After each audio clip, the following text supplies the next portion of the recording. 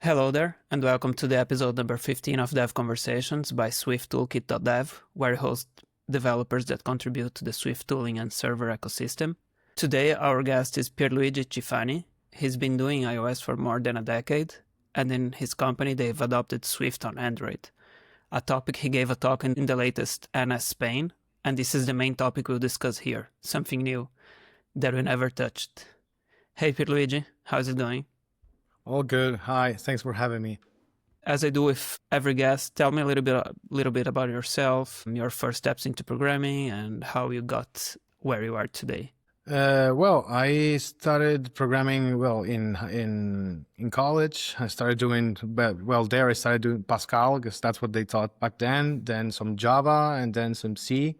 But as soon as I saw the iPhone, I remember first seeing a first generation jailbroken iPhone running the terminal. I understood right then and there that that's what I wanted to do.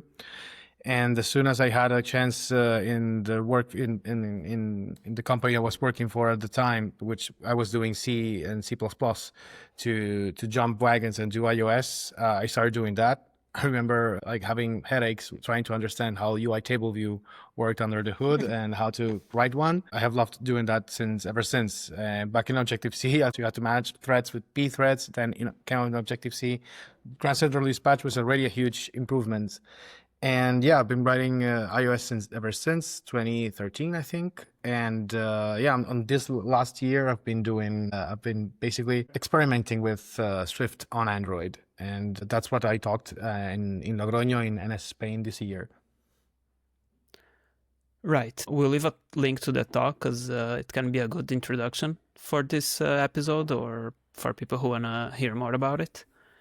And let's jump right into the subject of cross-platform hybrid solutions. I'm personally not a fan of these solutions on iOS, at least. So what are your thoughts on that on the iOS side? I also don't like them at all. I think they constrain the quality of the product you can ship to your customers. And that's something I've been very vocal against throughout my career in every job position I've ever held, that as long as you go there, you're basically stuck with that vendor, that technology that will not be updated as fast, that users will feel the difference when they use your product. And I've been lucky enough to never have always been doing native iOS development, and I hope to keep it that way. One reason I think I'm doing Swift on Android is to be able to keep it that way, actually. And because all cross-platform solutions come with some sort of trade-off, and especially on the iOS side, where, at least I can just immediately feel it as soon as I launch the app. And also like the tooling and everything, it's just a step backwards. That's why I've been doing Swift on Android, because it will make commercial native iOS developers more economically viable. So if you're not a fan of cross-platform on iOS, why is it different on Android though? Well, first thing you need to know is that if your app is using Swift on Android, that means that your iOS app is unaffected by the cross-platform decision that you're taking on Android. Like the iOS app, after you ship it to the store, you can just download the IPA, crack it open, and you will see it's just an iOS app, like pure Swift, everything regular. There's no difference there. And on Android, you can still use you can write the core of your app in your business logic, your networking, your serialization, your keychain handling, all of that in Swift, and just have the UI written in Compose, which will look and feel native also on that platform. But then we can do the opposite question. Why not KMM on iOS? Why not KMM? For those who don't know, it's Kotlin multi-platform. We could use Kotlin to write the business logic and interface with Swift UI, for example. That is a great question. This answer is personal, and the answer to me is that because on KM you have to use Kotlin and not Swift. And Kotlin is a fine language, it's a nice language if you're coming from Java. It's a language designed to run on top of the JVM. So it has all of those constraints baked into the language, and there's basically no way around those. That translates to the fact that at least I personally find Kotlin code way less expressive than Swift code can be. If you ask an Android developer what was the Kotlin transition like from Java to Kotlin, they will basically say, what transition? There was no transition. Everything was just super fast, super immediate. On the iOS side, the transition from Objective-C to Swift was painful. Huge. Was painful because the language is not built on top of Objective-C. Swift is not Objective-C 3.0. Like, it's a completely different paradigm, completely different thing. It had a completely different runtime. And that's why it has powerful generics. That's why it has enum with associated types. It has value type semantics. That's why it has all that crazy good performance that we get. You get to write Swift. That's basically the reason why I'm so thrilled with this advancement. Advocate for that. Yeah, with this advancement in the Swift ecosystem, because it's very, very important for us to keep writing, well, at least to me personally, to keep writing code in Swift, because I enjoy it very, very much. I have open source projects that I started in 2016, and they're running on Android as we speak. So that's very, very, very, very nice to see happening. So let's get a little bit into the technical details of it. Last time I saw KMM, someone on my team showed me it's a Kotlin code that gets translated into Swift code. Right? How it's working nowadays, KMM? KMM, I'm not an expert here, but what it does is that Kotlin is a Java Virtual Machine based language, right? So the fact it compiles down to that, but it also can compile down to native code, like to binary. It can be run anywhere that Linux or Unix runs. And what then when you export your Kotlin multi-platform framework for it to be consumed on iOS, well, you need to be very careful when you write Kotlin multi-platform code, because some dependencies are not there available on iOS, which is the same thing that happens on Swift on Android, by the way. But as soon as you get that thing to compile, then there's a next step that generates. It used to generate Objective-C headers for your code, so you'll be able to call that code with Objective-C headers. Then Xcode will automatically generate Swift symbols for those objectives. Yeah, now that they are generating Swift headers automatically, Swift interface instead of Objective-C interface. But I think that's relatively new. But conceptually, that's what KMM is. It creates a black box, a framework, the XC framework that you can then import into your Xcode project and use that to call your shared business logic. We tried it in my company maybe in 2021, 2022. I don't remember the exact date, but it was around those years. Swift concurrency was basically ready to go, and Kotlin didn't have the code routines. I don't remember exactly what happened during those years that made me just kill that proof of concept. And speaking of proof of concept, how was your proof of concept for Swift on Android? Like, what were the first steps that you took, the initial setup? Where did you even begin from? I had this Skip toolchain, which is a company that vends Swift on Android toolchain, on my radar for a while now, because they started with transpilation, which basically means translating each line of code for Swift to the equivalent Kotlin version.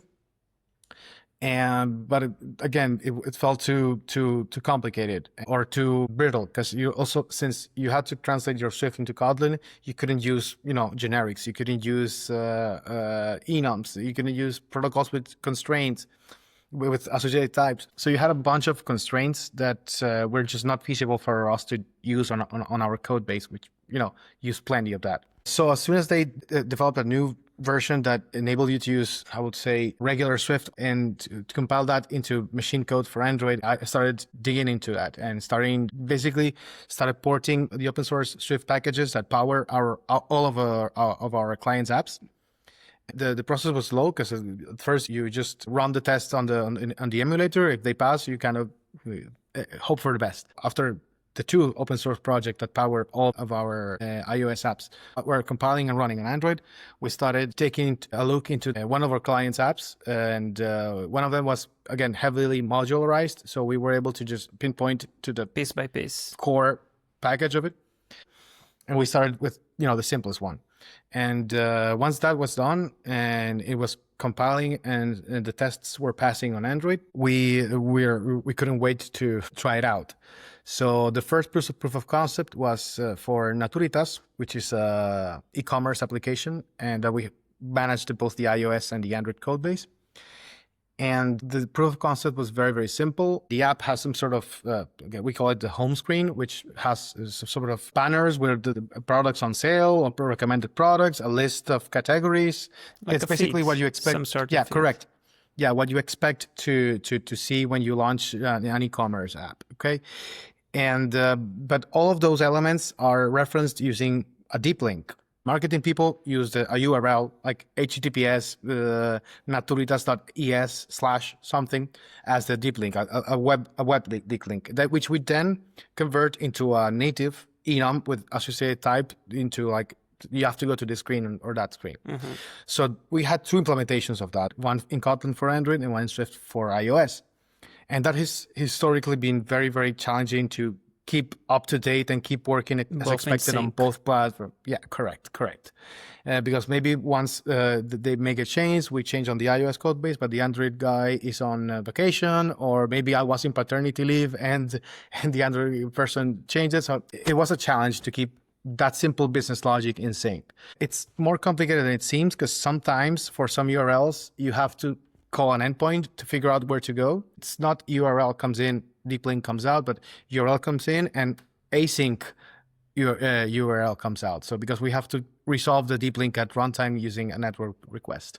So it looks simple, but it's complex enough to test the networking stack, to test the Swift and Kotlin communication on both directions. Again, after we did the whole process of packaging up the open source projects for Android, and then the first module for Android, then we started hooking it up to the UI. So this process was, the first part of the project of this process was longer than I expected it to be, but then it did, after we had that function that takes a URL and spits out synchronously a deep link, we were able to hook it up relatively fast on the Android side. And then we shipped to the Play Store with this, and we were very happy with the result, because we were able to delete, I think, 1,000 lines of Kotlin code.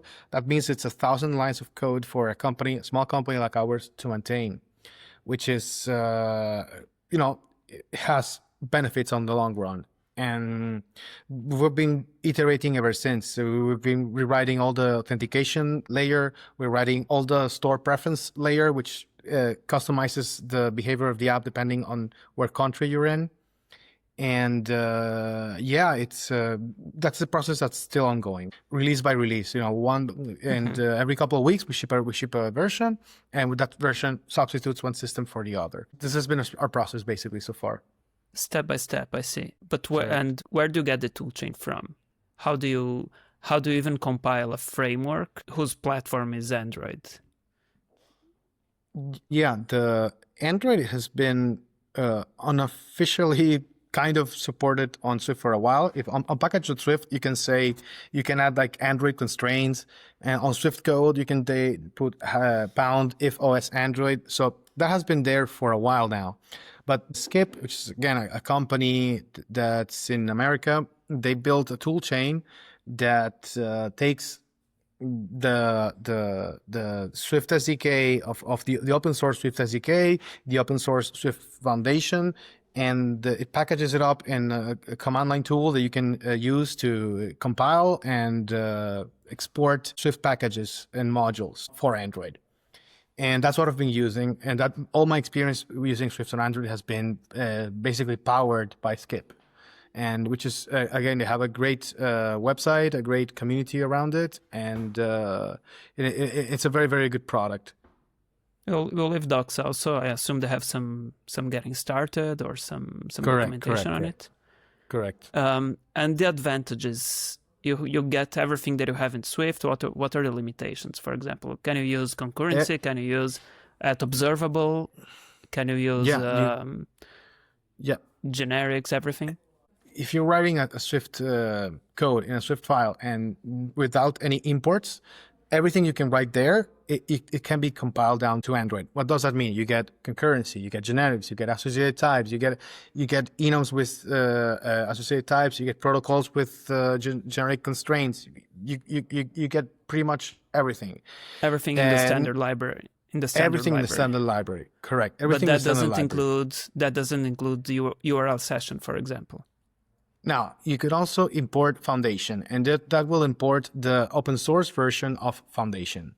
Okay, that comes with networking, that comes with localization, that comes with a bunch of goodness from Foundation, which is, as you know, has been the beating heart of Apple's platforms for a while. And when they open source, basically, the only reason why we're able to do this is because Apple open sourced Foundation, and because a lot of our code depends on Foundation. It's very, very hard to write meaningful code without Foundation. The fact that they open source it means that people like the guys from Skip are able to, take it, make the necessary changes, and package it up for use on Android. Now, Foundation on Android has the same sort of limitation it has on Linux. Which means that you get slightly different localization, you get slightly different networking stack. You don't have the same networking stack as you have on iOS. Stuff like background uploads, which is one of the most nice URL session features. It's not there available on Android. Not everything is available on Android, but a surprising amount of it is. Basically, it's very, very easy to write meaningful code with what you get from from the open source version of Foundation.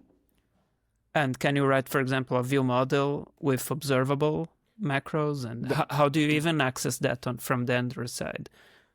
Okay, that's a great question. So what I've been talking about so far is computer science, engineering, basic code. Okay, but as soon as you go into okay, how do I power Android UIs? You do have to start importing the observation framework, right? To be able to use the add-observable macro. Now, this is when Skip comes in and they offer basically a package and the Swift Package Manager plugin to take all your observable objects and make sure they participate in the state management for composed views on Android. So they add all the important metadata that's necessary for Android, the Android runtime, to react to the changes that happen on the Swift layer. That is a very, very powerful feature for the Skip toolchain. This is not part of the Swift on Android SDK. This is part of the toolchain that Skip offers as part of their product. And once you do that, you're able to power compose UIs with basically observable view models that you write for your iOS apps, which means that you get to share even more of the code, because view model, the business logic is a big chunk of the code, but if you can also share up to the view model layer, then we're really talking, we're really talking business here. So it's very, very cool. Right. So after all the good stuff, that they also have their own nuances. What are the biggest challenges and downsides? In the talk, you mentioned binary size. You also mentioned some sort of a bridging. Correct. You have a protocol in Swift, and then you can have the implementation in Kotlin and inject back to Swift. What are the main issues here? Well, I think that one of the biggest issues here is that I mentioned in the KMM section that basically KMM gives you a black box that you can then integrate into Xcode. This is the opposite of that, the other version of that, because you do create a black box that you hand over to the Android team and hope for the best. It's like the Axie framework of Correct, Android, right? Correct. So they don't get to step into your Swift code while they're debugging on Android Studio, which is a big productivity issue. So you better ship them good code. So you better have good test coverage. You better have good logging so they can at least follow the trace on the Android side. Binary size, as you mentioned, is a big issue. Even one line of Swift code increases the size of the final Android binary by 15 megabytes. 15 or 50? 50 megabytes. Wow. So it's a big chunk, but I don't think that this is a big deal as we might expect, because at the end of the day, apps nowadays, I don't know about you, but every time I update on the App Store, I see bank apps that take half a gig, stuff like that.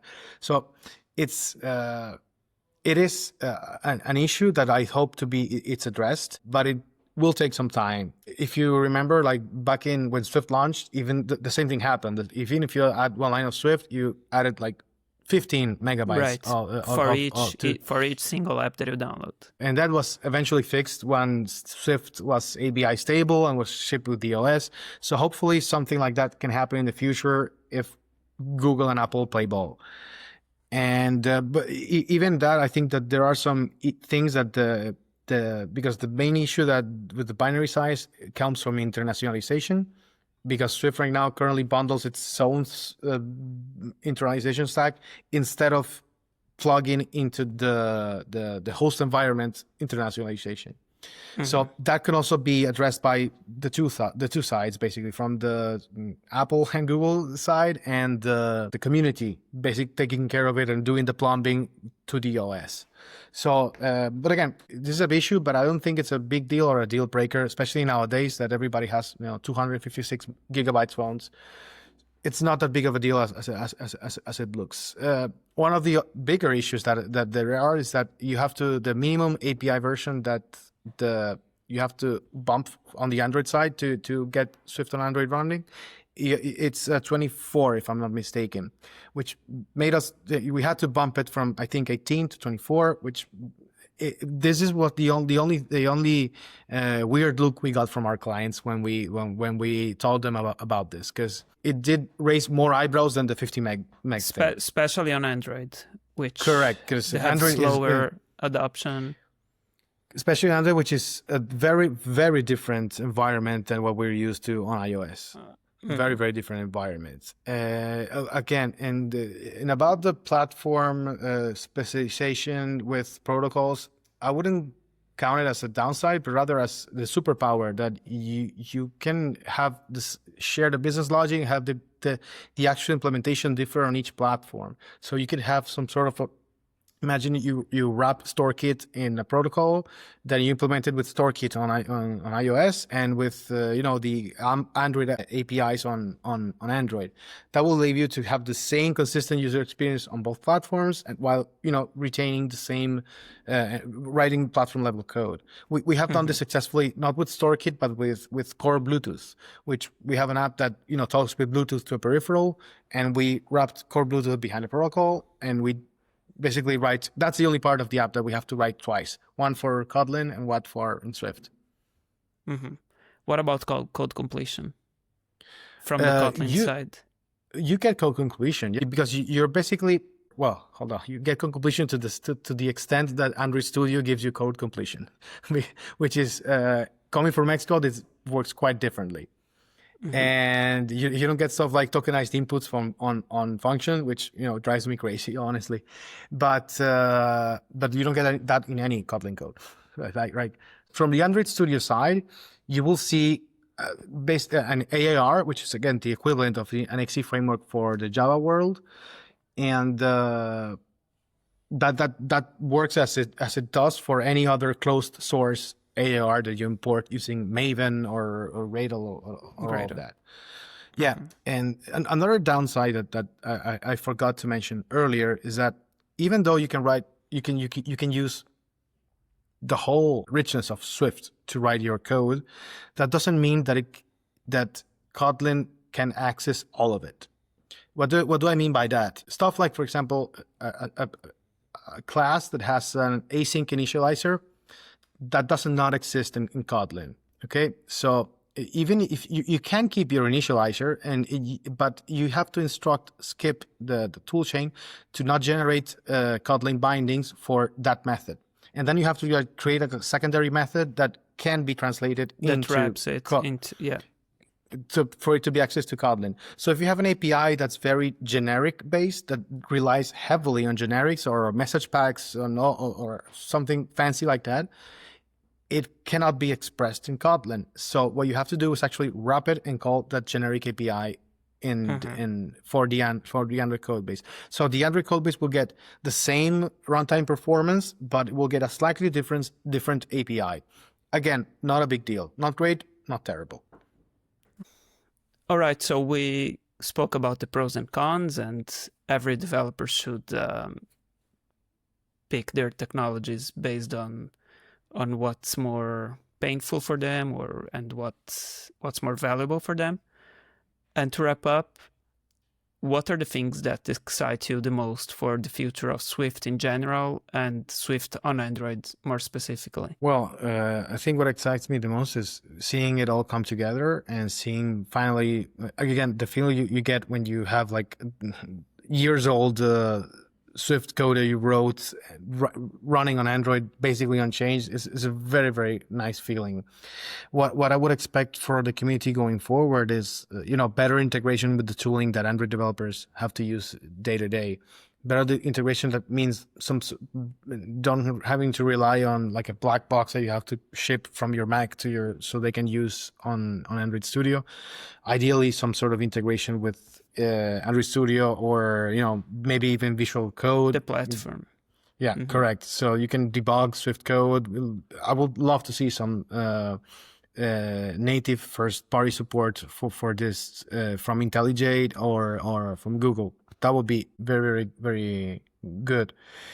And in terms of Swift as an ecosystem, I think that it needs to basically succeed. This has to succeed, or the importance of Swift as a language can begin to fade. And because as some people are even using, because otherwise the importance of technologies like Kotlin multi-platform or even Compose multi-platform or even Flutter are making projects that are written 100% in Swift very, very hard to justify from an economics point of view.